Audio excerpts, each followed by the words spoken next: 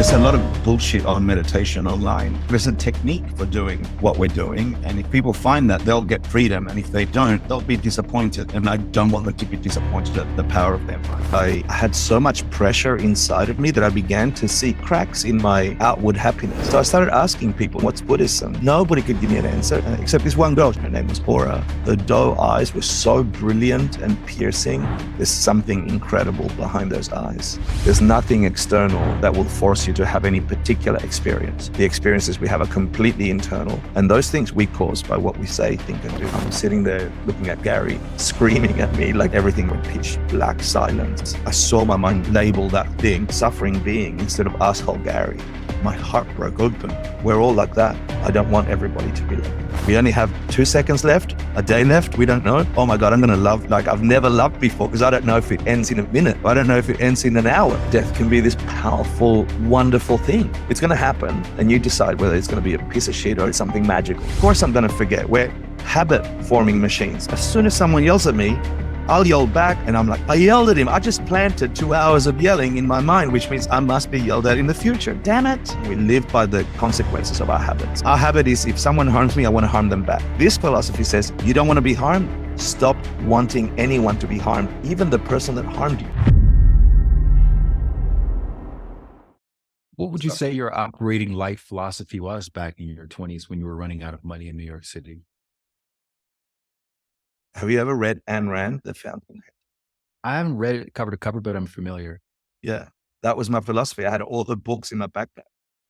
Like, at least this woman had a philosophy that someone produces stuff in the world and they are to be valued. And if you don't produce anything, you've got no value. I mean, I believed that after having my heart broken with the Baptist pastor who told me my puppy dog would not go to heaven because it's not got a soul. I'm like, you're obviously stupid. You obviously don't know. I can't believe anything you ever taught me. So you're out. You know, that's where the cynicism came from for the Baptists. And then the Catholics who was like, thou shalt not judge. You know, my mum was going to be a nun. And so, you know, thou shalt not judge. Like those Baptists down there, they're terrible. They're judging all the time. So here's them judging them. And so there's flaws and problems in every organized system, but there's also wonder and power in all of them. So for me, I had given up at that time trusting anyone. And I'm like, the most pragmatic thing that I could understand using logic and reasoning was this Ayn Rand. There was a sense that she had something missing. And so I was trying really hard to make my own way, never take more than I gave, like be self-sufficient, help where I can, but it's not my responsibility to take some care of someone else. And it wasn't until like this whole bunch of experiences happened around the time when I met Buddhist philosophy that until then it was her. It was like I had to be a producer of something and accept my place in the ladder of, I don't have these skills, I'll never be anything. I have these skills, I'll do that. Right. And in fact, it wasn't until like 20 years later when I read her again that I saw the flaws in her philosophy. I was scared to read her because she was so potent in my mind in my early 20s, you know. So I'm not proud of it, but I was also an Amway salesperson when I was a teen. So what are you going to do? And what was the inspiration behind becoming a fashion photographer? Was that something you've been dabbling in for a while, or just a way to make? No, that was the only way I could get cash in New York is to assist photographers. And so I would stop over in New York and there were a bunch of photographers. People liked my accent. I had long flowing hair like I do now, but it was in the different place. It was at the top. And so people thought I was like this cool Aussie thing. And because I'd studied film, I knew a little about lighting. And so some of the photographers wanted the kind of lighting that I could set up. And I ended up working closely with one fashion photographer and then another. And then I started doing some gigs myself. And then I ended up opening up an agency where I just represented photographers, fashion photographers, and the rest. And that was really lucrative and connected and dangerous. Was this the yelling boss situation? Yeah. Good. Can you talk a little bit about that? Glad your research. I don't know. We all have hopes, right? So I was really good at that. And then this guy, Gary, says like, you have a knack for connecting with clients and so on. Do you want to go into partnership? And we open up a business together. I'll set up the financial side of the business. You be the front man. You build the relationships and get us clients. And then we own a business together. I was 23, 24. And I'm like, first business. And I thought I wasn't going to get screwed over because I'm so cynical. So I made sure I read the contract and they put percentages. I showed it to friends and they helped me. And so I move over here. He's like guaranteeing I was going to get a green card, guaranteeing I was going to get an apartment. And, um, and it never worked out that way, and he wasn't really a partner. He just wanted someone to do the sales stuff. And then he would just, once he convinced me to give up the idea of getting a green card, because any lawyer that I showed him that could get us a green card just didn't come to par for what he's wanted. After that, he's like, just go illegal. Lots of people are illegal here. You'll be fine. After that moment, things changed. And then he just became the puppet of my income, even though the business was making money. I had to go to him to, can I have cash? And it was just a stupid 20-something-year-old decision that I made.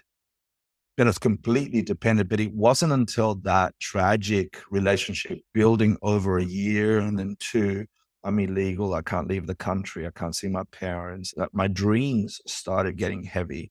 What if everyone died in Australia? I could never see my nephew. Like I got dark, and then I couldn't afford to live in New York without begging him for money all the time.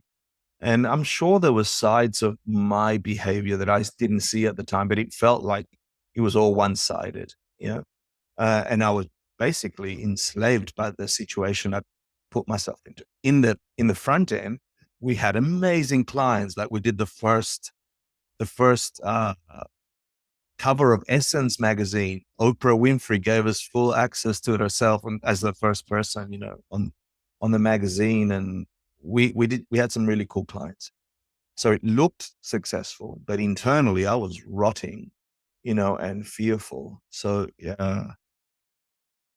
it was thanks to Gary that I had so much pressure inside of me that I began to see cracks in my outward happiness. You see what I mean? It looked great outside. I don't think I would have ever seen that if it wasn't for him. He was a harsh man, and he would come every afternoon to just check on my work for the day. He'd have another business and he wanted to come and check on my work for the day. And it was never enough. It was no matter if we had a $50,000 client or a $40,000 client for half a day, which I thought was awesome. It just didn't fit his happiness. He's like, you could have done better. You could have cheated them out of this. And I'm like, that's not how I operate. I don't think you should cheat people. And he's like, you got to fuck them before they fuck you. They're going to fuck you eventually. I'm like, I don't want to live that way, Gary. And so we'd get into these screaming matches. And it was around that time that a bunch of serendipitous experiences happened when I ended up meeting Buddhist philosophy and then developing a practice and the rest. And that's where my first trial run of Buddhist philosophy in action was, if that philosophy is true, that my mind is the main manufacturer of my reality, and I understand what I'm putting into my mind through my actions of body, speech, and mind, then if I can transform anything, I want to transform Gary. If it works on Gary, then this Buddhist thing I commit to following, to continue to study. And so I asked a bunch of questions once I got into the study of Buddhism, and the teacher that I met at the time gave me a set of practices, and then I did them to the T. I'm really proud of wanting to prove Buddhism wrong by doing exactly what they told me to do, to see, I couldn't get rid of Gary. I couldn't transform him. Buddhism's wrong and Gary's wrong, and I'm right. That's the attitude with which I went into this. But I did that so well. The experience was the pivot of my life. Yeah, Mm-hmm. it changed. And was this the moment where you were going to the girls' apartment, but then you accidentally ended up in Three Jewels? Yeah, that's exactly. Yeah. So I was working with Gary. He was in my, this business was trouble for me, but, it seemed to function. I was famous in the photography world and the rest. And I was going to a housewarming party, and on the way there, I'm You talking. get drunk. Yeah. I mean, what else do you do? I mean, I wasn't just getting drunk. I was in the fashion industry, drunk with nothing. Like I was like, Drunk was a quiet night. yeah, exactly. Yeah, I mean, like I'm 20 something and I'm having fun. I'm in New York and I'm in fashion, and we just finished our big marketing party and the heads of all the advertising agencies and all the models, everyone's desperately looking for attention. And I'm the one that has the jobs, so I, I'm something. So, you can't just be something without alcohol, drugs, and all the other things that come along. So yeah, I was doing all of that. Mhm. But there was this darkness inside of me. It was really strong. And so I'm heading to just another awesome night, housewarming party. And I'm telling my friend about this serendipitous thing that happened the other day with Buddhist, a Buddhist event that happened at Union Square. I'm like, that was crazy, serendipitous stuff. He's like, yeah, dude, we should study Buddhism. And we look at the address and it's like Tibetan Buddhist tea house and bookstore, all welcome. I'm like, it's a party. That's our party. So let's walk in.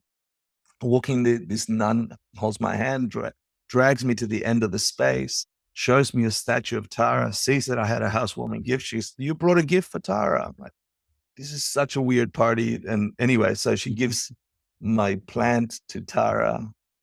And then I'm trying to get out of there. And I'm like, wait, this isn't the place. This is a Buddhist place. And I had that Buddhist experience the day before. Oh, this is magic. Like, what the hell's going on?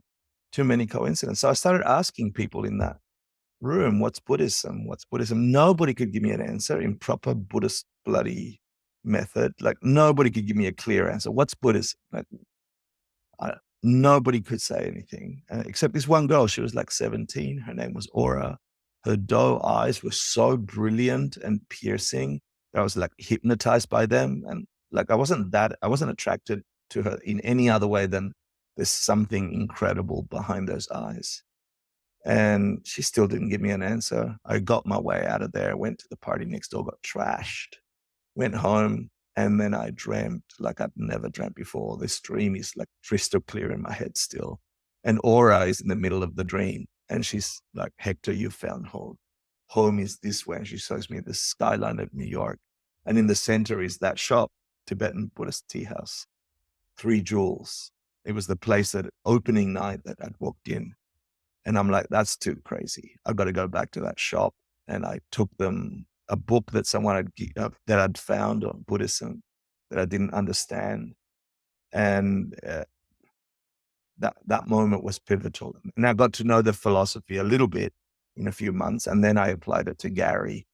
And that experience with Gary was the very first time I saw the power of our minds. And then I just wanted that for everyone. And the 27 years was practicing how to recreate that in every circle of your life. There wasn't a yelling, angry, screaming thing that forced me to be in any particular way. That particular way of responding was all me. And that was like the hardest pill to swallow. And it could change. And I could change it. And Gary could still yell. And instead of igniting hatred in me, he transformed through the 3 months of igniting nothing in me, igniting anger in me. And to one night, he ignited an unconditional love that is still there, that is impossible for an asshole to produce in someone else. Yeah. Which proved there's nothing external that will force you to have any particular experience. The experiences we have are completely internal, independent of the things outside. They all can be fodder for your internal experience. And those things we cause by what we say, think, and do. And the first proof of that was Gary. I was in tears with watching my mind label what was previously a horrible person into someone who was just suffering. And the only thing they could do to the world is yell and scream. And he must then see the world in the way he's projecting it, must then see the world attacking him because he's always attacking the world. And it broke my heart like never before because I wasn't affected by him anymore. His practice had given me enough agency, and it was essentially a practice of meditation. And then eventually off the cushion meditation, where you you question what's in front of you. And is that really igniting that response, or is that response coming from somewhere else? And there's study to be done. And I did the study and I did the practice, and that thing completely transformed. And I'm sitting there, my eyes bawling in tears, looking at Gary, screaming at me like he did every night. And that night, when everything like went pitch black silence, I saw my mind label that thing that was moving, and then going, suffering being, instead of asshole Gary, suffering being. My heart broke open. And I'm like, wow, we're all like that. I don't want everybody to be like that. They're broken, they're hurting. So I started crying, and then he stopped yelling. Night, first time ever, stopped yelling. And he's like, Hector, are you okay? Hector, are you okay? And then quickly my stupid mind began to say, oh, good, take advantage because he thinks you're crying because he's yelling too much. That's not why you're crying, but pretend that he upset you so he can stop yelling, And so my normal way of thinking kicked back in. But I saw something that pierced the matrix of the illusion that we live in that night, and that stayed firm in my mind like nothing else has stayed really in all the years. I'm about to approach my half-life. Like I was 28 when I met Buddhism. That should make me 56. I'm in my half-life now. I just turned 57. So half of my life has been using this philosophy to experience the myriad, the kaleidoscope of experiences we can have. And I'm enjoying the ones I'm coursing and experiencing in a way that was never available to me before. I'm no longer at the whim of external forces. I'm confidently at the whim of my internal direction. Hey, so a lot of you all have been reaching out with guest suggestions. Like, you should interview President Obama. You should interview Oprah Winfrey. And look, I'm definitely sending out invitations to people like that all the time. But something that you can do right now to help make it easier for those kinds of guests to say yes to my invitation is to subscribe to my channel. That's why you always hear podcasters like me saying, please subscribe to this channel. I'm just being honest. So if you could just hit the subscribe button right now, that's literally the best way that you can help me get you bigger guests on this show. All right. Thank you so much in advance for that. And back to the show. Yeah, you gave a very powerful TED Talk. And when I watched it, I reached out to you and I said, this is one of the best TED Talks I've ever seen before. And we'll link to it in the show notes. But you talk about the whole story in detail, you and Gary, and the two truths that anger is not coming from Gary or your partner or your child or the neighbor or the person who cut you off in traffic, but it's coming from within you. That's where the anger comes from. And because it's coming from within you, you have agency. You can change it. That's the miracle. That's the awesome thing. If it was coming from outside, from Gary, we're all screwed. And we have to wait for Gary to change his behavior for us to be happy. Yeah. And unfortunately, this is the human condition. The illusion that Buddhists talk about is the illusion that it is Gary who pissed you off. Of course, it was Gary that pissed me off, but it wasn't Gary separate from my experience of Gary. Gary, from his own side, doesn't piss off everyone when he screams. Some people are happy he's screaming at Hector, which means the decibels aren't producing my feelings. Right. Oh, the words, because my colleague is like, good, I hope Hector gets yelled at some more so I can get his job. And it makes them happy. How can one thing make something happy and something sad? If it is, it's not the thing.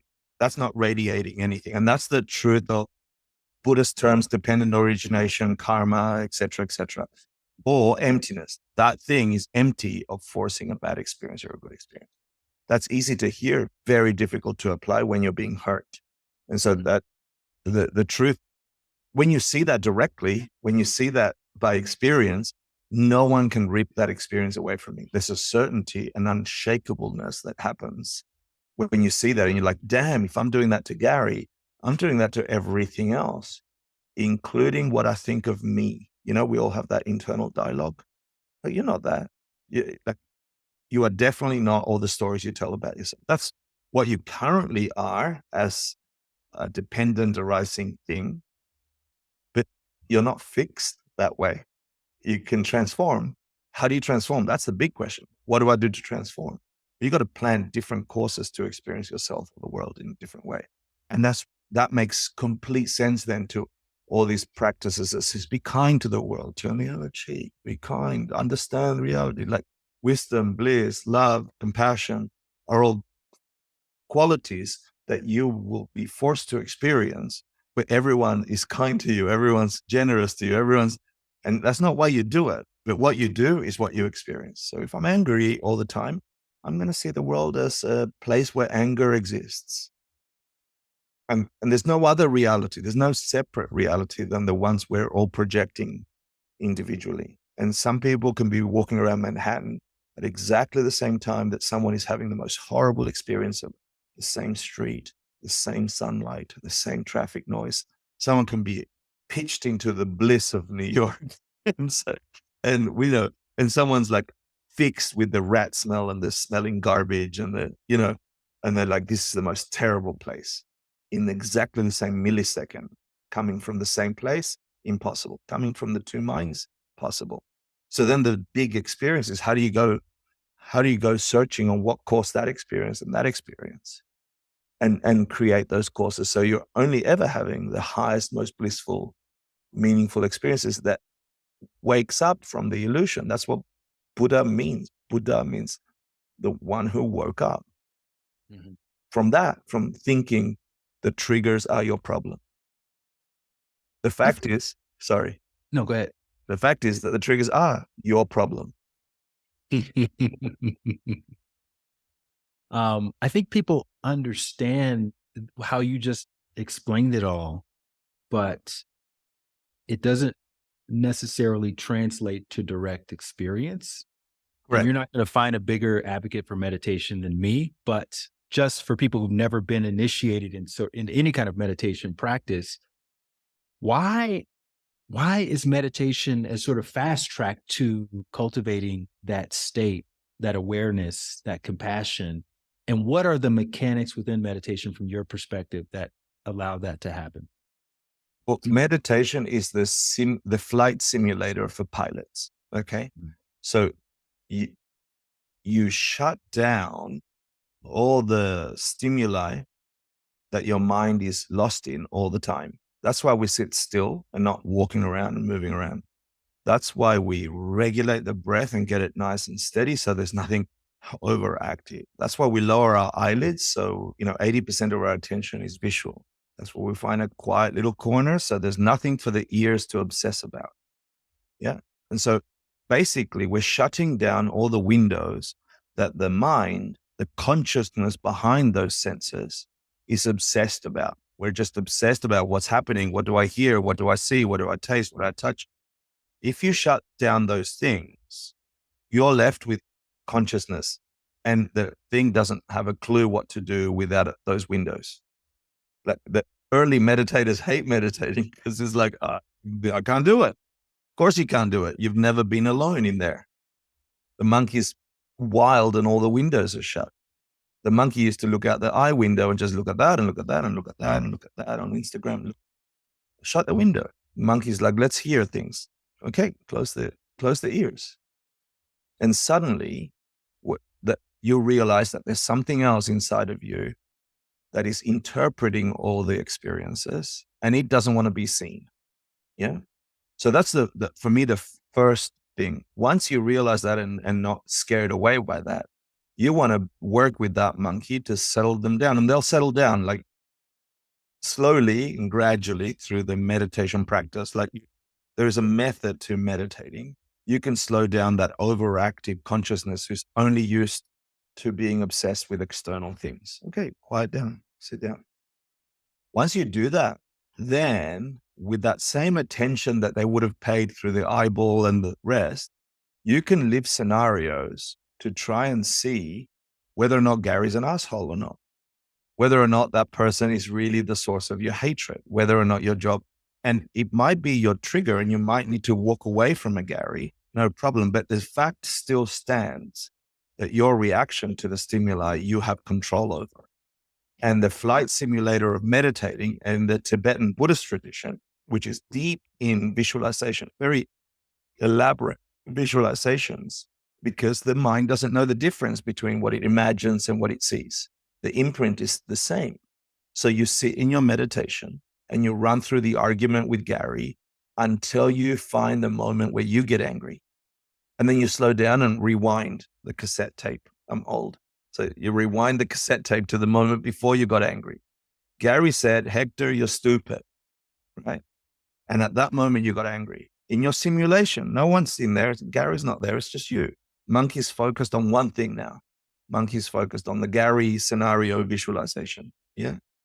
And you watch your internal reaction to something that's not happening, right? Because you're just visualizing it. But you get wisdom out of that. I'm like, damn, I got happy when he said, Hector, you're stupid. Am I stupid? I'm not stupid. So you can argue with the logic that got you angry. I'm like, well, he can say I'm stupid today and I won't get angry. He can say, because I've just worked it out on the cushion. So tonight I go over and Gary, of course, says, Hector, you're stupid. And I remembered my meditation, I remembered my flight simulation. I know exactly what to do on the flight at this point. I knew that there was a bump coming, so I put the seatbelt on. Of course, he says I'm stupid. Of course, I feel the impulse to yell back. But because I lived it in my simulation, I'm not going to say, no, Gary, you're stupid and I hate you. And then I'm deregulated. Suddenly, I've got some agency. I've got my seatbelt on. And so tomorrow you go back on your cushion, you do the next thing until in the moment off the cushion, you're living as if you're living like you have done in your simulation. Mm-hmm. Yeah. And I'm simplifying it because there's a ton of depth about trying to understand what is moving you to anger and what is moving you to happiness and what is moving you to attachment, etc. In the simulation, you investigate that. And in the Buddhist literature, there's a ton of methods and systems. And like there's too many lists in there, but they're very valuable to understand them, how to do the flight simulation. And so then in practice, it took me 3 months to go from I hate you, Gary comes out of my mouth to I hate you, Gary is in my gut and my throat, but is not coming out of my mouth to I hate you, Gary is just a tightness of my belly and not even a concept of I hate you, to the tightness of my belly being a little bit of a heat whenever he says the thing. And then that heat is not even that. And then I'm free. The monkey's relaxed. Gary's going to do his thing. I don't have to do my thing. And I can actually observe what's going on. And what's going on is there's a person in front of me who's broken. And he's yelling at everyone. He's yelling at his wife and he's yelling at his kids. And he's yelling at me and I'm okay. I can deal with it. But his kids don't have this skill. And his wife didn't have this skill. And my heart broke. Gary doesn't have this skill. So he's going to continue yelling. And so yelling at him isn't going to stop. So, and I just had real compassion for the very first time ever. And so meditation is just the flight simulator for the life you live off the cushion. You know, we have more life off the cushion than on the cushion, but without that piece that nothing's really there to get you, you can really see how we get easily triggered. And you have agency to stop the triggers. I don't know if that explained it. And usually we tell all these stories about things that are harmful to us because people are like hyper alert to all the problems. But the reality, Light, is that it's equally true for all the blissful, wonderful, loving, expansive things we live. The first time we ever fall in love, that's possible again and again and again and again if you know how to do the flight simulation. And then you can walk around Manhattan and be in love with absolutely everybody, even if they smell, even if there's rat smells. Like you could walk around in bliss. And that's really more of the power here. Yes, we can get over the triggers of negativity, but reality functions as a projection from our mental constructs. And you sit on the cushion and create the most powerful constructs and you watch them come to life in the middle of the most terrible experience. You know, and I talk about it when, you know, I'd been doing these meditations for a long time, habituating my mind to find the bliss and get rid of the problems. And the test of that was both when my dad passed away next to me and when my mum passed away next to me. And I was at two different levels of meditation practice at those times.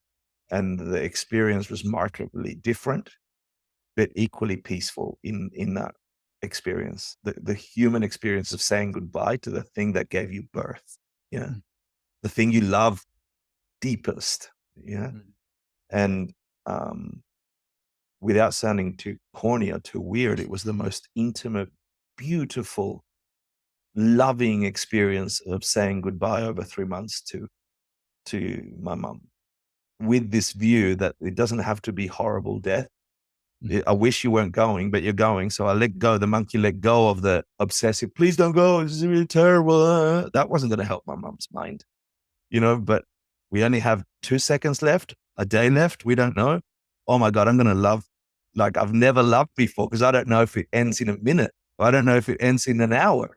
And she had the same response. She's like, I don't have a clue how long I got, but I want to tell you all these things in the last minute. And so those last minutes lasted 3 months. And it was brilliant. Like, death can be this powerful, wonderful thing. It's going to happen, and you decide whether it's going to be a piece of shit or it's going to be an awesome encounter with something magical. She's not here anymore. Oh my God, what a privilege. Now that you do on the cushion. Yeah. Love everyone before that happens to everyone. Like that's what you do off the cushion. Yeah, it's interesting. I'm listening to you and I'm reflecting back, because I was also in New York at that time. I was in the fashion industry at that time. I used to be a model with I was with Boss and Karen and Wow. Q and a bunch of other things, agencies like that. But it literally 96 to 2000 and 2002 is when I was at 94 to 1998. Yeah. Mhm. Yeah. And then I Wow. escaped out of New York to LA because I discovered meditation and yoga in about 98.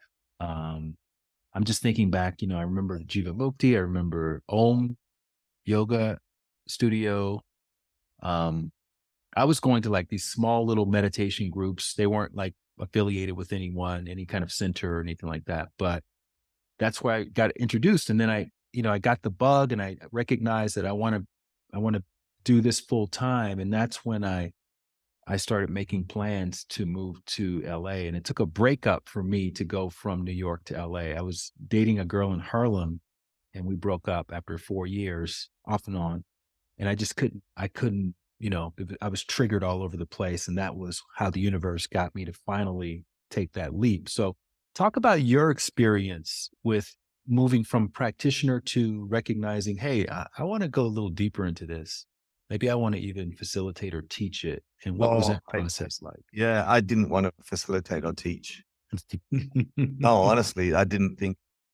I'd studied with Tibetan lamas. I'd studied with Rinpoches. I studied with Geshe Michael, the first American Geshe, meaning doctorate of philosophy in the monastery. Mhm. I definitely don't have that kind of mind. Plus, remember I told you I went traveling overseas because I didn't think I was an academic kind of person. Can't read properly. I still have that story in my head. Who am I to translate Tibetan texts or interpret Sanskrit? Like, what the hell am I doing? So I felt like an imposter as a practitioner, forget a teacher. But that experience with the angry boss and transforming that and seeing that was what all the Buddhist books are about, had become a realization in my mind. And I just tasted it. My mind went back to misunderstanding immediately, about everything else. I had this epiphany. It's not like suddenly Hector's at peace. I had this epiphany. I saw the possibility, like a rip in the matrix. I had a quick look, and then it closed up again, and then triggered across everything else. But now I know, like I've never known before, that the onus and responsibility to change it is in me. So I became a real practitioner after that point. I started studying like never before. So I studied the entire curriculum of a Geshe, which is what Geshe Michael was translating at 3 Jewels. And we were sending it out on cassette to prisons around the world who want to do Buddhist courses online. So he created this incredible 18 courses, which is still the foundations of 3 Jewels. All we do is teach out of that. which is a literal translation of the essence of whatever a Dalai Lama studies or any Rinpoche studies, like the books on logic, on reasoning, on meditation, on compassion, on death and dying, on past and future lives, on the workings of karma, on the Bodhisattva Charavatara, which is the guide to the Bodhisattva's way of life, like how to be a bloody do-gooder, like the logic and reasoning, debate, like the wisdom, emptiness, karma. So it's incredible the way that tradition codified reality. 2,500 years of people nerding out on what's the nature of things and what part do we individually play. Are we stuck at being suffering humans, or can that transform? And they've got logics and reasonings and practices to the cahoot, because they've, especially the Tibetans, are stuck in the middle of nowhere, frozen 9 months out of the year, and for 1,000 years nobody reached them. They just nerded out on meditation and Buddhism. So I sunk my teeth deep into every one of those things and tried to practice them because of the experience I'd had with the angry boss. And then in the middle of that, I'm studying, I'm volunteering at 3 Jewels.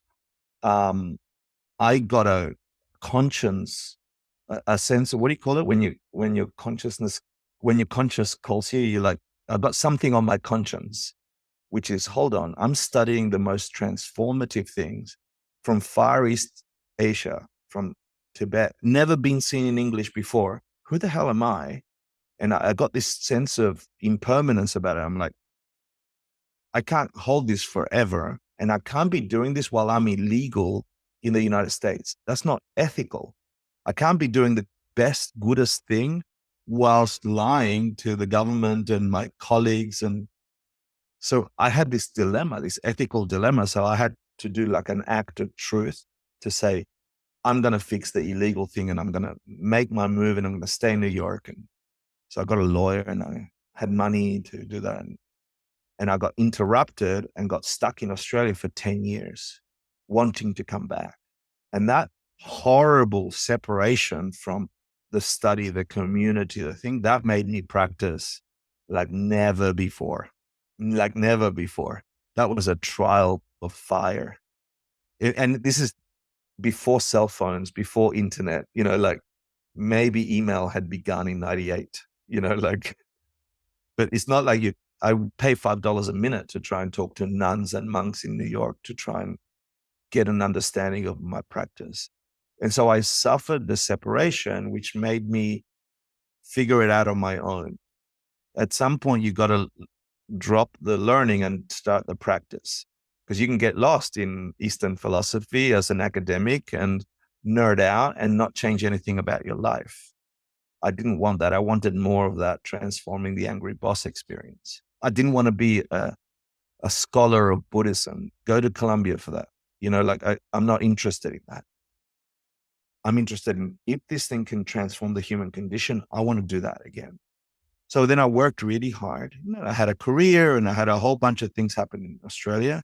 And then I needed more. So I moved back, and 10 years later, and self-sponsored, and I came to get more teachings. I show up at 3 Jewels and it wasn't the same place that I'd seen. It was a little tired, and Geshe Michael and the whole crew had moved to Arizona. So there wasn't that much activity. And then I was asked, oh, you were one of the early students of this Geshe degree. Can you teach? I'm like, no, please, one class. And I took one class, and then I just, course after course, like I kept teaching, and I felt obliged to give back this powerful thing that was given to me. And there wasn't a higher pleasure. I was running a tech startup. I was consulting, and on the side, I was volunteering all of my time. And from that was born this incredible community. We rebranded 3 Jewels. We started being more like a public studio. I think we were the first to offer a teacher training for meditation, and then mindful opened, and, we were friends with Jivamukti. And so we had our community suddenly, and I became the resident teacher sort of against, like I didn't plan that. I came here for more for me. And it turns out that the only way you get more for you is giving it away to others. And the more I gave it away to others, the more I'm feeling fulfilled, and the more I'm feeling I know these things way better than I knew it on my own. because, having 50 people ask you questions around how to apply karma and emptiness, how does meditation work, you suddenly have to know your shit. Internally, you can know your shit, but like, I'm responsible for the precious real estate of another mind. I can't bullshit them. So I have to study better. And it reignited my practice like never before, internalized it. And then, 8 years later, I'm now the resident teacher, and we're doing more advanced courses because the stuff we teach in the Geshe degrees is sort of open Buddhism. And then there's much more esoteric practices, which are faster and stronger and scarier, which really activate. Can you really get rid of all the limiting beliefs, or are you just going to try for happy human? Do you want to try to fully awaken, or do you believe in that? Do you think you can become a Buddha, or do you think you're just going to be a happy human and die? And so, the more advanced teachings sort of invite you to question that in a very fast and profound way. So now I'm in full career of having this incredible community. Like, we have 45,000 visits a year. We got 4 of those courses happening every year. We do retreats and meditation. Like, we're trying to give people all the experiences, but it's all the one line. The one line is exactly the same content the Dalai Lama had to be forced to study in all the Rinpoches. But we're doing it in a way that's the kind of, with the cynicism that I started, like, I don't want to just follow something and be a good Buddhist. Screw Buddhism. It's not the ism. It can your life transform. And these practices should work if you know how to practice it. Yeah, you mentioned the awakening process, and I know back in the early days when you first encountered this, the teacher told you that you were going to have a few phases. You're going to have the beginning phase where you'll forget everything, and then you'll have a phase where you go a bit schizophrenic with the knowledge, and then you eventually internalize it. And so now that you've worked with all of these people and with people who've worked with people, can we just double click on some of these phases and talk about what does that mean? Why would we forget? How do you go schizophrenic? And what does it feel like to internalize this stuff? Well, I think that you're referring to when my teacher gave me the practice of how to transform Gary. Mm-hmm. He said, do these 4 things, right? So basically he taught me what's now called the 4 steps of amplifying mental imprint or karma, right? We're always planting karmas by what we think, say, and do. That imprints something in our consciousness, which creates a bias filter. We're then forced to see the world that way. So if you're walking around angry all the time, you're going to see angry everywhere. If you're ready to be triggered at whatever the word is or whatever then you will be triggered when that happens. So if your mind is searching for that, neuroscience tells us that anyway. Neuroplasticity, the bias of seeing what you're looking for. That's all they're saying about karma, right? But it's imprinted in your mind by what you say, think, and do. So there's these techniques in the Buddhist text that say you can do that fast. You can make a powerful imprint, which gives a priority flight order to the karma, to the experience that will emerge from what you planted. Yeah. Everything you plant must arise, but who prioritizes which airplane goes off first? Yeah. And so these 4 steps are one way to make that happen faster. That's the first thing he taught me. He's like, know exactly what you want. I don't want an angry boss. I don't want someone yelling. Yeah. Help someone else get that thing that you want, because other people want that thing. And you want to imprint in your mind being helped to overcome that thing. So help out someone else. Forget yourself and help someone else. Be selfless around everybody getting that thing, not just you. It makes it bigger, broader, right? Then do the thing. Actually help someone do that. Yeah. And then thirdly, rejoice. Really walk around going, I really did plant those things. Damn, I'm ready to fly. Yeah. So that's a very summarized way of saying these 4 Tibetan things. So I didn't have anyone that had a shitty, angry boss as bad as mine. So I decided to help the future me, who's another person. I'm not the future me yet. So in my meditation cushion, I would sit there and imagine the future Hector not getting angry. The future Hector finding peace in the moment when Gary says, Hector, you're stupid. Follow? So I'm in my meditation cushion, imagining tomorrow or tonight or this afternoon. And I'm imagining he's not reactive. He gets all the things I want. That's who I'm helping, right, in my meditation. I also use these 4 steps for everyday life. And then the phases that you go through is that you know that you would like, the only way that you're experiencing someone yelling at you is if you have imprints for being yelled at, which means you've yelled at someone in the past or wanted to. You've imprinted your mind with that. So the antidote to being yelled at is don't yell. It's sort of self-gaslighting, right? So like, damn it, but Gary yelled at me. I want to yell at him. That's not how you stop yelling. If yelling stopped yelling, the loudest person wouldn't be yelled at, and they're usually yelled at. Yeah. If war stopped war, then all the war should have stopped. If bombing stops bombing, all the bombing should have stopped. We're bombed enough. Yelling doesn't stop yelling.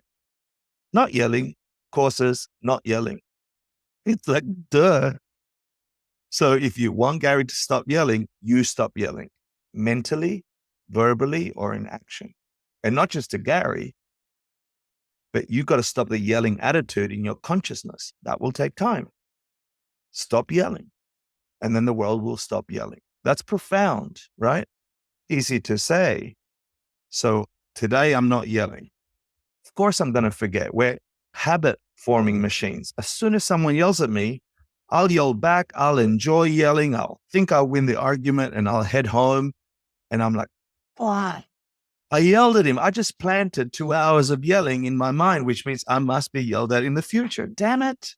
That's the first phase that he said I would go through. And I did. It was uncanny. I'm like, why can't I decide not to yell and suddenly not yell? We can't do that. That's not how life is. We're just habit forming machines and we live by the consequences of our habits. Our habit is if someone harms me, I want to harm them back.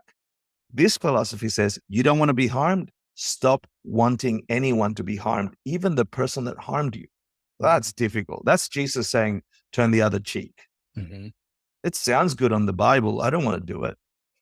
But the consequences, you are essentially guaranteeing that you're going to be harmed in the future by wanting someone else to be harmed in the present. Because the imprints occur mentally, verbally, or physically, body, speech, and mind.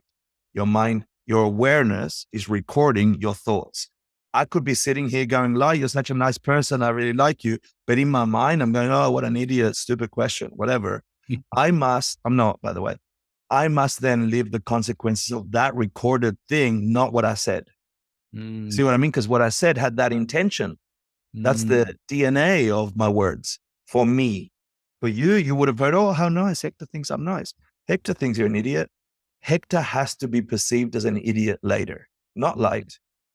Do you see it? Like, and then I'm walking around, someone says, Hector, I really think what you said was very wise. I'm like, you think I'm a total idiot. Because that's what my mind has an imprint. So that first phase is, can we stop the habit of harming for harm, of creating the causes of our future suffering? And so there's this list. There's all these lists. You know, one of the lists they call the 10 virtues or the 10 non-virtues. You know, it's no killing, no stealing. It sounds like the 10 commandments. But the one that's sort of interesting to me is like, stop being happy when people don't get what they want. Stop being happy when they don't get what they want. Damn. And we're doing that all the time, 24/7. It made the top 10 shitty mental imprints to subtly being happy. Haha, they didn't get the job because I'm better. That's a very subtle mental imprint. How do you think that's going to play out when you don't get things? It plays out in you not getting things you want.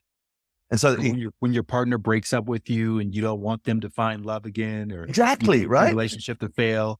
Right. Like that's the practicality of it. So in this first phase, try not to wish bad on your ex-partner. You're talking advanced level stuff now. No, I am. That's what it takes, right? You want to be in the Olympics of waking up, or do you just want to be walking around the edges? This is an Olympic sport. Yeah. The Olympic sport requires practice. That's the cushion, the flight simulator, and then practice off the cushion. You got to run. You got to keep running if you want to be in the race. How do you reframe it in the moment so that you know you're not adding collateral damage? Well, you don't. You are adding collateral damage. And that to me is a motivator. I'm like, damn, I did 2 hours of screaming. I just have to live the consequences of that screaming. So next time I'll do an hour and a half. Next time I'll do an hour. Next time I'll do half an hour. But by God, I'm going to not scream. And sure enough, that's where that schizophrenic phase that I talked about, the middle. So maybe it's a month of recognizing you planted the thing you didn't want to have the consequences of. You did that for maybe a month. You realized after you did the deed that deed will bring you harm. Yeah. And you like have this kind of regret. That's good. That's healthy. Mm-hmm. The most difficult phase is, and it happened with Gary, right? You're aware because of your meditation and your awareness that you're yelling in the moment. So Gary will trigger me and I'll yell back, and halfway, mid-sentence, I remember, I don't want to yell for 2 hours. I don't want the consequences of yelling. I don't want to think this guy's an idiot. I'm going to stop it right now. But you're mid-sentence through a scream. You're like, no, you're and then you stop, which makes Gary angrier. Okay. And so he'll yell louder. It's like, what do you mean? Come on, say it. And you're like, I'm not saying a single thing. And so the energy's tight there and it feels horrible. That's the schizophrenic phase, because sometimes you break and you're like, well, you're a freaking idiot. And then you're like, I shouldn't have even said that. And so you're quiet and passive and it's uncomfortable, that phase. But eventually you get past that too. You're like, I don't have to yell in the moment. So you control the lips. Big success, Hector. You just managed to control your lips after a month and a half. And I control my lips now. But that's what it takes. That it comes out of us, right? They're harming others. And then the next phase is more subtle, right? You are aware that your mind is thinking those things, but you're not saying them. And you're actively debating your mind as every impulse wants to yell back until it stops. The monkey sits down. The monkey is just paying attention to what is without wanting to lash out. Suddenly the monkey sees a broken person in front of you and you might feel love, and so that technique of moving from, I think it's unconsciously incompetent to consciously competent, that's like not knowing you don't know to knowing you don't know, and suddenly to knowing you're active. Yeah. Eventually that'll turn into not even knowing it becomes your new habit. Your new habit is to walk around at peace and just look at people's dilemmas as something to help with. There's this great saying in Tibet, if someone hits you with a stick, are you angry at the stick or at the thing that wielded it? Yeah. And so of course you're angry at the thing that wielded it.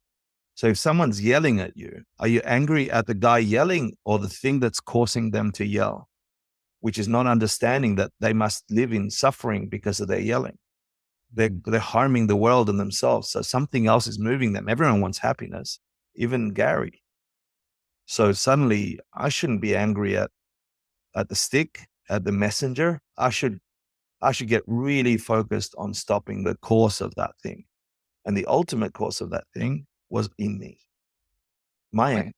I feel like people who haven't really embodied this are quick to label these sorts of actions that they may not understand as toxic positivity, or you're bypassing and all of this. So talk a little bit about how that plays a role in the context of what you're saying. I think at the beginning of the conversation, I told you there's some things that I really say, that I really mean, and then I sugarcoat it. So I'm not going to sugarcoat it. Okay.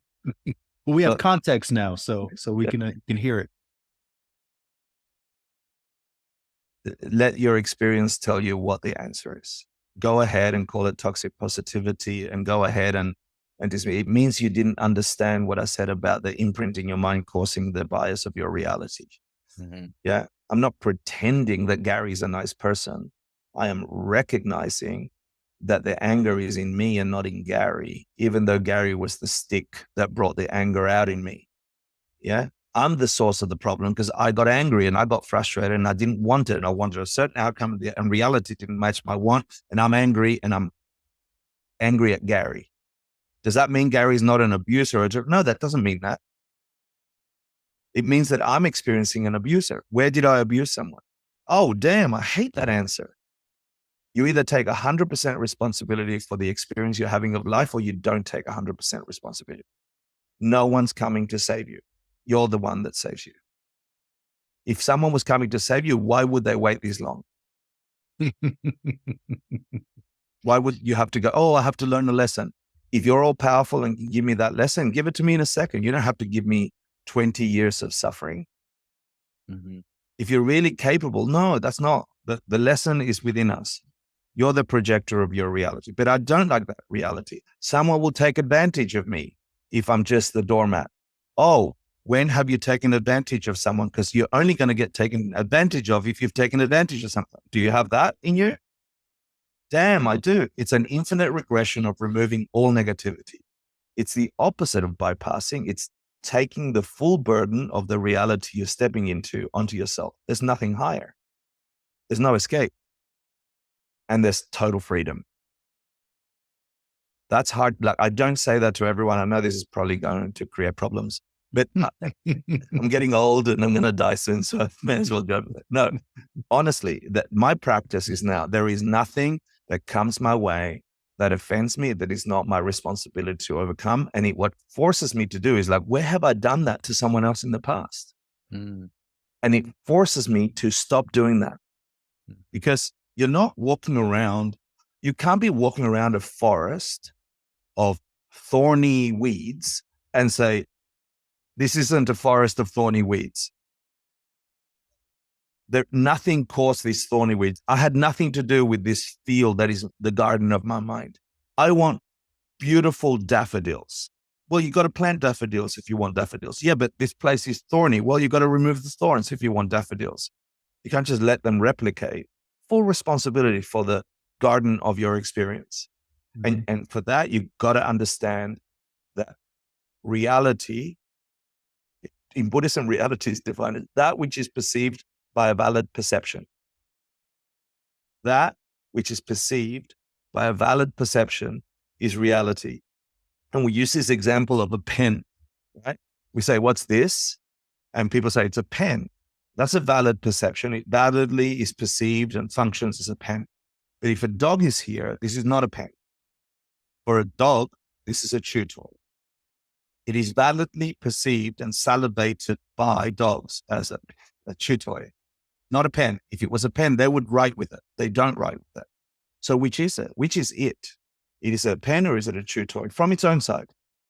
It's like, well, there's more dogs than humans, so it must be mostly chew toys. That's not how it works. If there's only dogs on the planet and this thing existed, it's only a chew toy. It doesn't have a nature. It's empty of being pen. It's empty of being chew toy.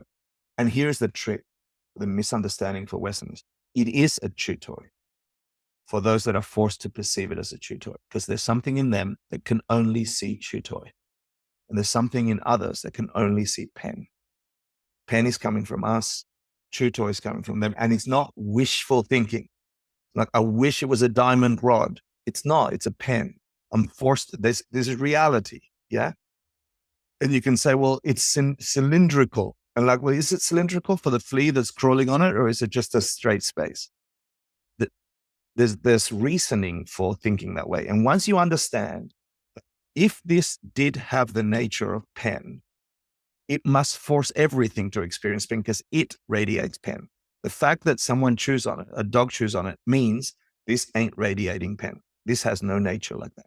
That's what no self means. No self nature of pen. No self nature of chew toy. If that's true, and it's a big if, and you got to investigate it, you got to study it, and you got to meditate on it. If that's true, and everything else is like this, then Gary's not an asshole or an incredible teacher. He's empty of being both. How did he change? I changed the seeds. He changed. And now I'm afraid that I'm going to being taken advantage of by other Garys. If I do get taken advantage of, is taking advantage of coming this way or that way? Damn. Like, you're locked in a fast track to awakening with that philosophy. That's what that's the key to this philosophy. Screw Buddhism. Get that. Buddhists don't own wake-upism. In every tradition, they've talked about that. You go read Sufi poetry. They talk about that.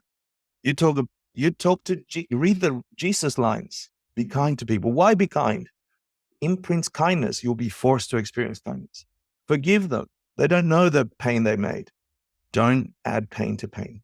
Subtly being good, being just, being patient, being kind makes sense. You'll be forced to live in a world where kindness, you can't stop it. You can't stop the garden of daffodils if you planted them. If you planted them, you must reap your rewards. And then suddenly living life is just an interesting experience of, damn, my mind had that in it. Damn, my mind has that in it. Awesome, my mind has that in it. Look at the infinite possibility of being that I've produced. And then, you're the center of the universe, like everyone else is suddenly. Sorry, I went on. No, it's beautiful. And you're based in New York. 3 Jewels is in New York. So obviously people can come and study with you in person. Yeah. Let's say someone is living in Nashville and they really connected with what you just said and they want more. Yeah. What are some of the ways that people can, what are some of the first steps that people can take? Here's my smart ass Buddhist answer. Help someone else get what you want. So if you want wisdom, give your wisdom away to someone else.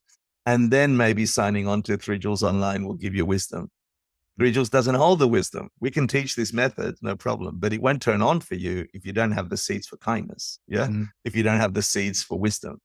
And that is planted by whatever you know, give it away to others so they can get that experience. That's a Buddhist answer. But in reality, we have an online studio that's free or by donation. We're a nonprofit. We've been a nonprofit for 27 years. So our mission is just to get people woke up, get people enlightened. We're really living that mission. What does that mean?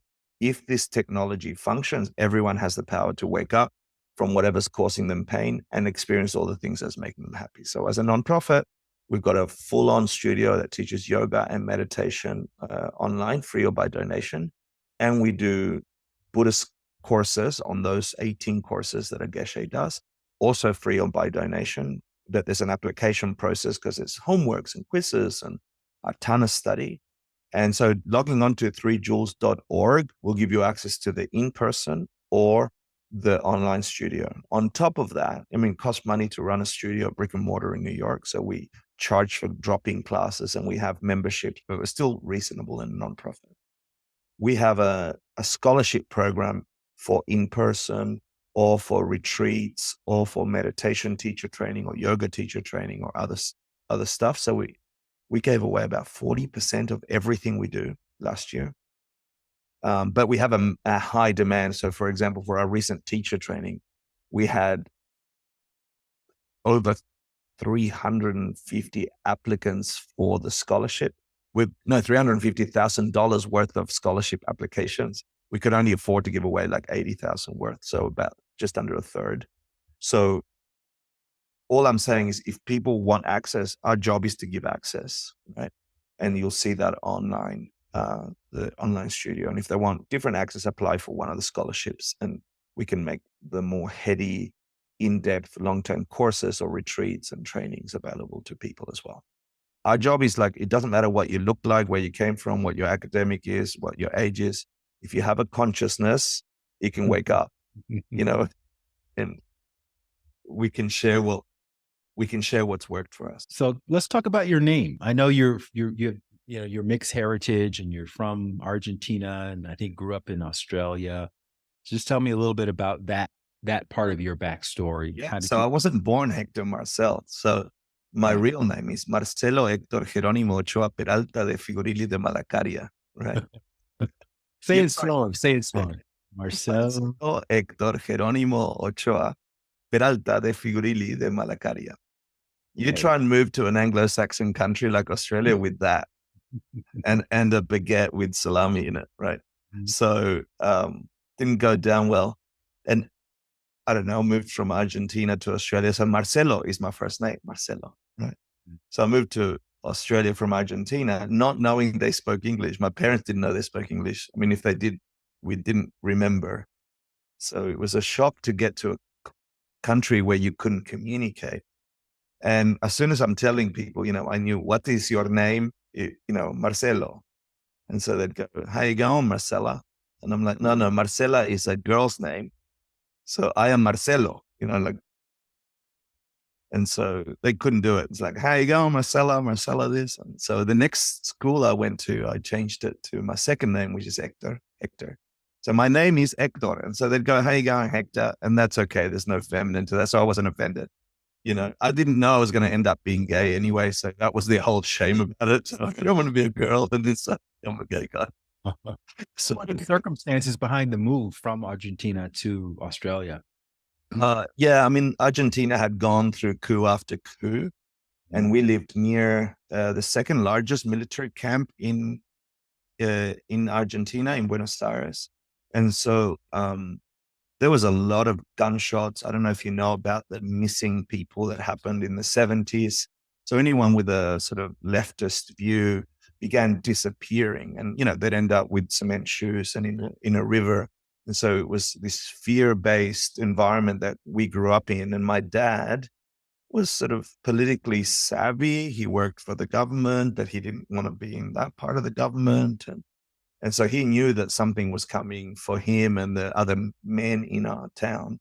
And so he just desperately tried to get us out of there. So did my mom. They ended up having like 5 jobs between them, and they still couldn't afford to feed the 4 kids. I mean, I remember growing up and having to hide under the bed when bullets were going across. We thought it was fun and silly to hide. I'm sure my parents were freaking out. But they tried to get us out of there in 1974, and then they couldn't, and it ended up being 1978 when we finally got out. So that was the reason. But as a kid, to me, it was an adventure. I'm like, oh, it's just a playground, So that was the reason for moving to Australia, and it was, oh my God, that was a transformation for everyone. Why Australia though? Why not the U.S.? Why not? Well, they applied to the U.S., Canada, and Australia, and Australia was the first one to say yes. Yeah, got it. And the immigration policy was just the first one. The first ones we had an interview with, the first ones that invited us. They paid. I mean, the immigration policy at the time was incredible. They paid for accommodation for 6 months, half accommodation for the next 6 months, and gave us training, English language training, etc. It was really quite a good thing back. It didn't feel good when we first landed. That's a pretty brave move for, people to do with 4 kids. Do you remember any of your parents' philosophies or ideologies when you were a kid? Because I guess you would have been, 8 or 9 years old when that... I was 10. Yeah, my mom was the pragmatic. My dad was the dreamer. Yeah. Mm-hmm. And so he was like also very egocentric. He could do anything. He's not, he changed his name to Vince number 1, not just Vince number 1. Like, but they had hope, and they believed that with hard work you could achieve anything, and everything can transform for the better. My dad was a little witchy, and my mom was putting up with him being a little wild and witchy, and also by witchy I mean he was like the local shaman, but not really. He just thought himself that way. And the irony of me ended up running a Buddhist center as like the resident guru doesn't go unnoticed for me. But anyway, because I judged him so much when I was younger. But anyway, everyone was exiting South America at the time because Pinochet was doing his thing in Chile, had just done his thing in Chile, and all over South America, people were exiting. So my parents just had hope, really just had hope, and sort of dumb, blind hope. We're pretty poor, like dirt floors. And so it's this uninformed, everything's possible somewhere else. Mm-hmm. And I think we just got lucky, because many people went at that time and didn't have the experience that we had. My dad was also pretty stubborn. And the first thing he did is he had a big mustache. He had predicted his death on some Bible because, I tell you, he was witchy. And so as we're packing the house, they sold the house and everything. My mom finds the Bible that he had written his death date, and she showed it to us, the kids. He's like, your dad said he's going to die on this date. And it was the date of our flight to Australia. And so for whatever reason, she thought it'd be funny for us not to tell him and see if it was going to happen. So we were all like in on the joke to prove to him, you're not dead, And that day the day of travel, he comes out of the bathroom, clean shaven like never before. His big mustache, that was his iconic thing, was gone. And he says, "Today I am dead to the world," but in Spanish, right? "I have died for Argentina. Argentina is no longer my home country. We just got taken on by another country. We will be Australian. We will not speak." When we landed, he said, "We won't speak Spanish here," et cetera, et cetera, et cetera. So he forced us to integrate fully with Australian culture. Cannot have Spanish friends, cannot speak Spanish at home, which was a separate total comedy of errors because they couldn't speak any English. At least we went to school. And so, sure enough, I mean, his death occurred really, like the death of that life occurred. So he was that kind of character, and his sort of tenacity and playfulness made us integrate in a way that none of the other migrants that arrived at the same time integrated. And so the other migrants started ping-ponging, "Oh, I miss Argentina, I'll go back." Because now they had means, but then when they went there, they didn't have means, so they came back to make money. And then they were lost in this bardo, this in-between state. And our family was very fortunate. We ended up all finishing school, going to university, having great careers, and the rest. So yeah, I don't know if that answered your question. Yeah. And when you're a kid, growing up poor, you dream a lot. And I'm just wondering, what were you dreaming about as a young person, teenager? What did success look like to you, having gone through all those experiences of escaping a coup in this really corrupt country? I didn't even know that happened. I'm just not playing under the bed anymore, and I miss my friends. And it was hard. The first 3 years in Australia was really difficult. I don't know if you heard me tell the story of my first words in the classroom in Australia. Did you hear that story? No. You might have to beep somewhere in between. Yeah, but so we moved to Australia, and within a few days, I'm put in a classroom to learn with all the other kids. And there's a bunch of migrant kids, but a lot of Aussie kids because we're right on the beach. Everyone's a surfer, blonde, blue-eyed surfing, lean and mean. Yeah, no. And I'm like chubby, round, and a bobcat with, so I already had image problems back then. So anyway, they put me in a classroom, and in Argentina, you revere the teacher like your second mother, like the teacher is second to your mom in terms of someone you respect. You go to their house on the weekends, everything. Be good with the teacher. Get to Australia, that's not the case, and the teacher, as soon as I sit in the classroom, just sits there and starts teaching. And I'm like, I had befriended a Chilean guy next to me. I'm like, "You've been here longer than me. How do I tell her I don't understand, but I want to learn? Like, I'm a good boy, So he tells me in his broken English, he's like, because he's Chilean, and I'm like, put up my hand, very proud, my first meaningful words in the language of Australia. And she's like, and I'm like, "Miss, fuck off, F off." Fuck off? Yeah. "Miss, fuck off." And the Aussie kids are just rolling around laughing. Her face is like drops. The kid next to me starts laughing. And I'm like, is my pronunciation that bad? Should I say it again? Like, fuck off. Like, how should I say it? She just came right at me, dragged me outside. And I remember her finger like pointing my face. No good, no good. And then it took a minute or two of her doing that before it sunk in that kid wasn't my friend. Like, he's just played a joke on me. I'm 10, I'm deeply embarrassed. Now I've got the teacher against me, all the kids. And so then that was my introduction to English classroom.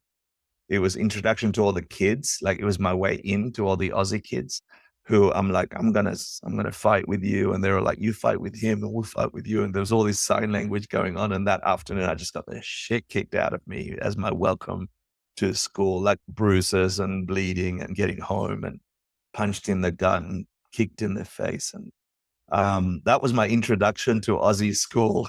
And it's a new migrant kid with my first words, So I don't know if that answered your question. I didn't really. Tell me, what were you thinking about for yourself, even before moving to Australia? Were you thinking of, were you creating, were you drawing, painting? Like, what was your favorite activity as a child? playing with your siblings. Very little memory of that. I mean, I just happy in the moment, like I have drawings that I did, but it wasn't like a passion. I remember having to choose one because we had to say in school, and I wanted to be an architect. That was the first thing that came into my mind. I loved buildings, want to be an architect. And then my best friend, Fabio, or his name is Fabian, it's his turn to say it first. This is back in Argentina. And he says, I want to be a pilot. And then my teacher says, what do you want to be? And I knew I wanted to be an architect. Like, at least that's what I thought. I didn't know what an architect really was. And I said, pilot, because my best friend said pilot. So suddenly I am given all these things to be a pilot. And I'm like, like get airplanes and get things. And I don't know, none of that really landed. I didn't have those kind of dreams. And when I went to Australia, it was so extraordinary. The things that I didn't know in Argentina, that as a 10, 11-year-old, I did know. Suddenly, I could read another language. Suddenly, I was taught music. Suddenly, I could swim. Suddenly, I can do sports in school, and it's not just football or soccer. Around that age, around 12, 13, I began dreaming to be a filmmaker. And so I would make little Super 8 films, and my best friend and I would do claymations and the rest. And so one day I was going to be a film director. One day I could tell stories, and those stories can make people feel like I felt when I went to the cinema. And you ended up deciding to not go to university? No, I did. At the beginning, I didn't. So it was at the beginning that when we're finishing high school, it's very encouraged to go straight to university and choose your career. And I wasn't sure what I wanted to do. I knew I loved film. And I had an old art teacher friend of my family's who I would he'd be my confidant. Like, I'd tell him all the things I wouldn't tell my parents. And one of the things was my fear of not knowing what I wanted to be or do. And I also had all these performance issues. I couldn't read out loud. English as a second language. I was, mini traumas around that. That's the language we'd use today. But I mean, I just didn't know why, but I hated being forced to read out loud. I didn't think I was an academic person. And he says, you don't have to decide. So he gave me some example. He pulled out 3 glasses of wine, poured 3 different wines in front of it, was doing this whole demonstration. He's like, which one's the best wine? I'm like, I don't know. Like, how are you going to know? I guess you have to taste them. He's like, right. So you should just get on an airplane, go taste what it's like to be a different person in Asia, in Australia, in America, in other places. And then you can decide. You will never know what you want to be until you tasted a few or got some examples of what people are. So I saved up for a couple of years, and I bought myself a round the world ticket, and I went on this epic adventure. And I got so addicted to traveling that I backpacked for 3 years continuously. I'd stop somewhere, I'd work for cash, and I'd continue. I'd come back to Australia, unload, reload, and continue. And that's how I got stuck in New York. In New York, I met a bunch of people that moved my heart. I never expected to stay in America. I don't know if you know, Australians have a really cynical attitude about Americans, wanting to rule the world and thinking they're number one. And so I was like that kind of guy. Never will I be in the United States, but I had to stop there if I wanted to do these round the world tickets. And I fell in love with New York and the people here. I kept coming back here. Here I am still. You also had a cynical attitude about religious people and spiritual people. I continue to have a cynical attitude towards spiritual people and religious, including myself. When I hear myself say some woo-woo bullshit that doesn't apply to transcending the human condition, I judge myself. We got caught so easily in the mist of mysticism. It's attractive, it's lovely, but there's more than that. It's a pragmatic, practical transformation that we can do. And you can talk about it in fairy language. Of course, people get off on that. But when I hear it from me, I'm like super cynical. I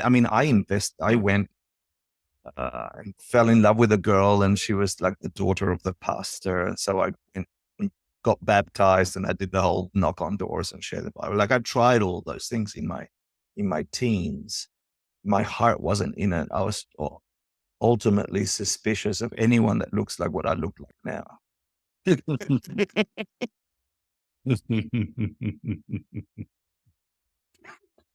Because, and rightly so, I think, like I ended up sort of diving deep into the Buddhist path. And the first thing that hooked me was the Buddha said, do not trust anything I say just because I said it. You have to test it like gold. You have to cut it, rub it, and I don't know, something else. But what he's saying is, if the logic of just trusting someone that sounds a certain way because you like the way they sound, that might be a good thing, but that's not a good reason to continue listening to them. If that's your reason, then you must listen to the next bastard that tells you something cool and the next bastard that tells you something cool. And that will never let your mind work the mechanics of owning that awakening, Mm-hmm. That's where it's at. It's like at some point you have to understand what you're doing to wake up. And so, yeah, I'm still cynical.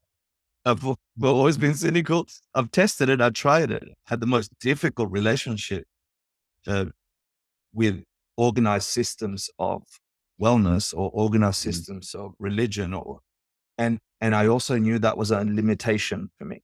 Yeah. That cynicism is a limitation for me. So I push myself to dive in there.